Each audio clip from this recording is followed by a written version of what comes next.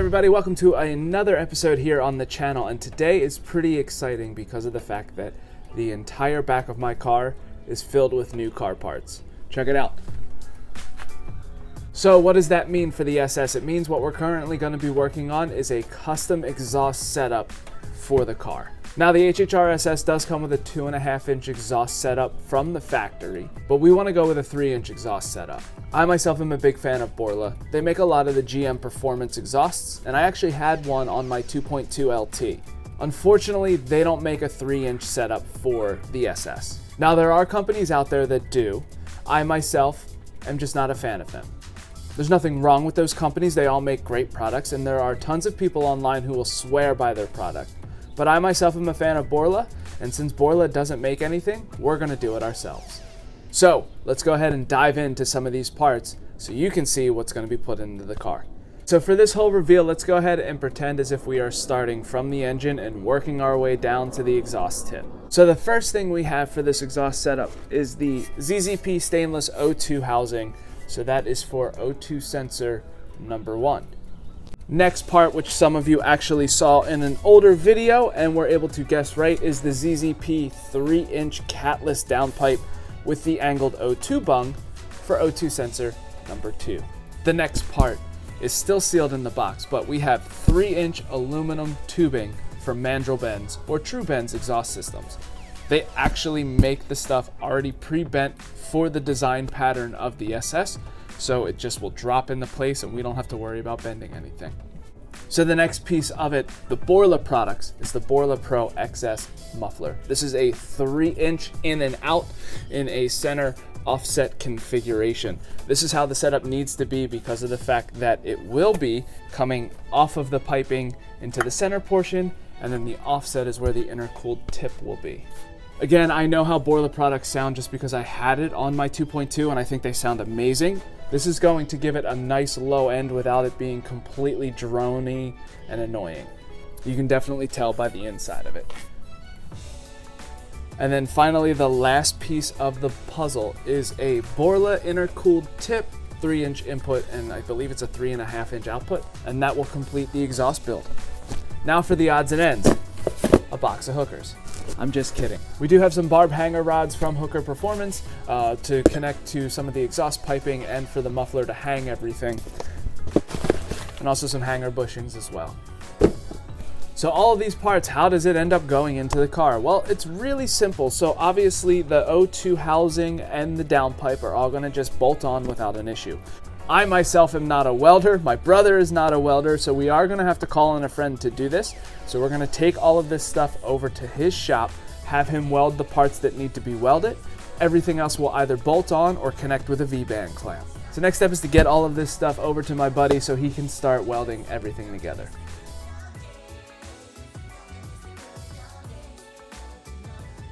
Instead, we were able to get a couple photos to show you guys the process. First thing we had to do is kind of lay everything out so we can see how the exhaust system is going to look as if it was actually in the car. Since we were unsure how far each piece goes into one another, we decided to leave it all alone so we can clamp it together.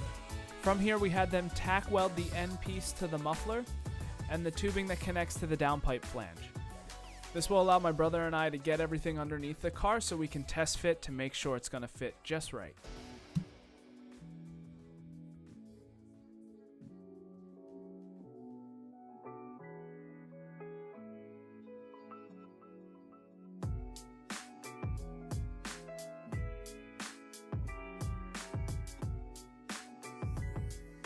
Since the stock exhaust is one piece from the downpipe all the way to the muffler, the only way to actually test fit something is to either drop that back axle and remove all of it, or cut it. Since we didn't want to do either option, we were left with only one choice. That's to hold up the new exhaust setup to the old exhaust setup. This allows us to see exactly how everything's supposed to line up. We can make the marks where it was needed in order to find out if we had to cut a piece a little shorter. It also allowed us to figure out exactly where all the hanging barbs needed to go for the new exhaust setup.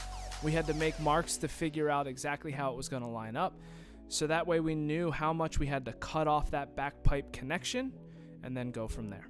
Since this is a custom build, there is some fabrication that has to be done in order to make sure this fits on the car correctly. What we thought we could do in one day would actually have to take multiple days.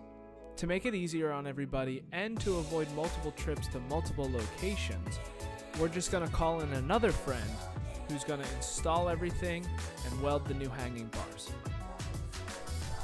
Alright, now that my brother and I were able to test fit everything, we can now start to get this thing finally put into the car. So you can see over here, good friends have welded for the connection for the downpipe.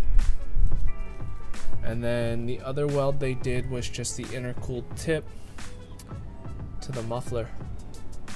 To say so myself, they did a beautiful job with the welds. So now what we're going to do is we're going to take the whole thing over to Aston Car Care. Buddy Rob is going to install all of this along with the hanging barbs, the hanging rods, which are all in this box. He's going to mold them, weld them, and get all of this into the car tomorrow. And then all we have to do is install a tune for the 3-inch catless downpipe and 3-inch exhaust setup, and we are set to go. 24 hours later. It is April 2nd, and we have freezing rain / snow.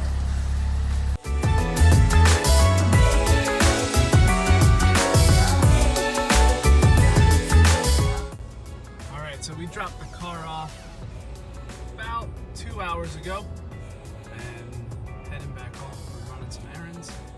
Just gonna swing by and see if it's still outside.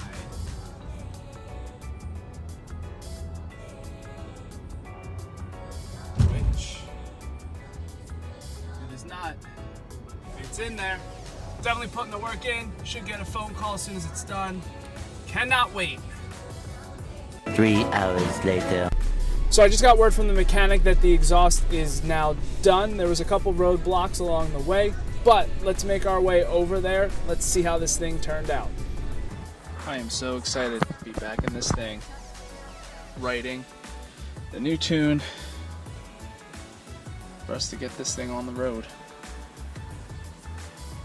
And just like that, we're done.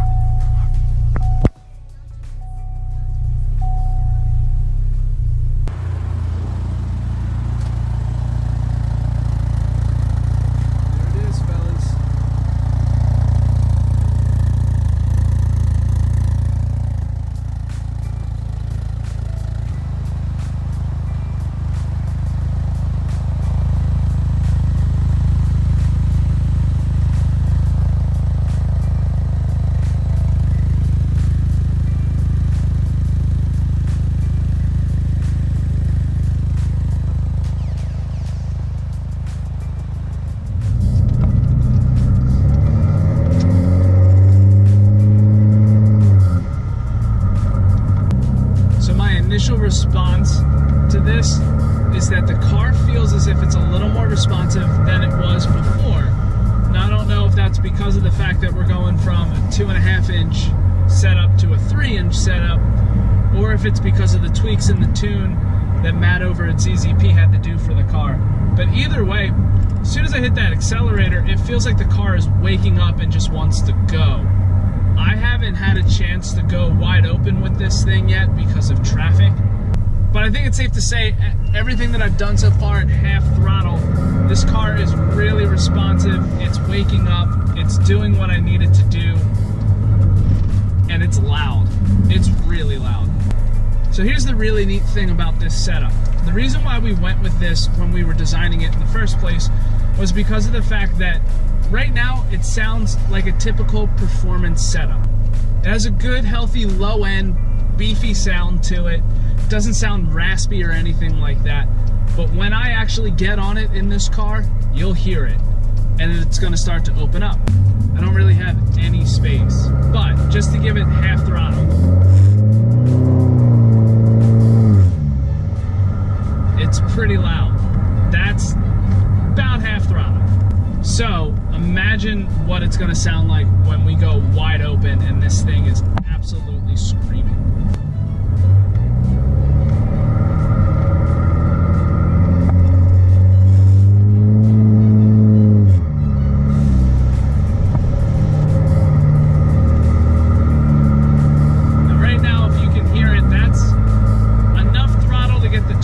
to pick up some boost. That was around 5 psi or so in boost pressure. And it's getting a nice loud tone to it. It doesn't sound too raspy. It sounds really nice. I like it. The one thing that the guy said at the shop when I picked it up is you definitely can tell this car is a turbo car now. I have no problem with that. I'm not trying to hide anything like that.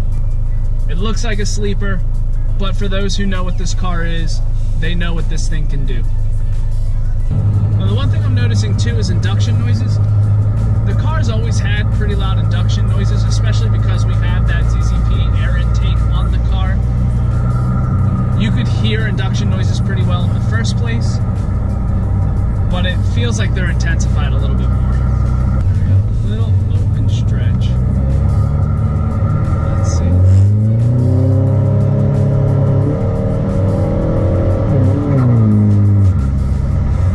So that was definitely around 3/4 throttle.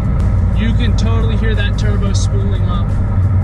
You can feel this thing going. It feels nice and strong and has a good pull to it. It doesn't feel like it's gonna lose power anywhere. It's holding pressure. It's doing what it needs to do. And then as soon as you get back down to normal coasting or cruising, nice, low, beefy sound. I am so stoked, so happy with how this came out. This is exactly what I wanted. Since the roads are nice and dry, it's looking like it cleared up compared to earlier today when we were getting snow and ice and everything else. This car is an absolute mess, so we're gonna go take it and get it washed.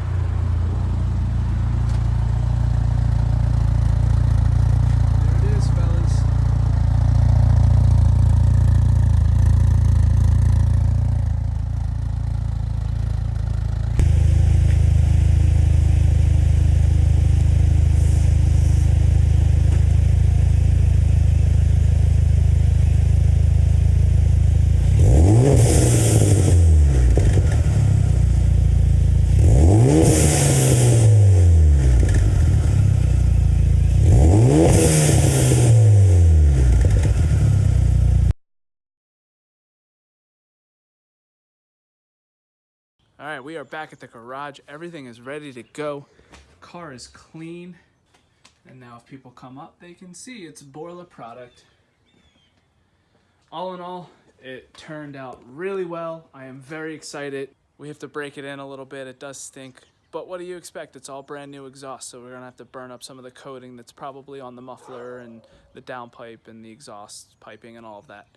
But that is it for today. I hope you enjoyed the video. If you did, make sure you give it a big old thumbs up. And if you want to see the continuation of this build, make sure you hit the subscribe button below. See ya.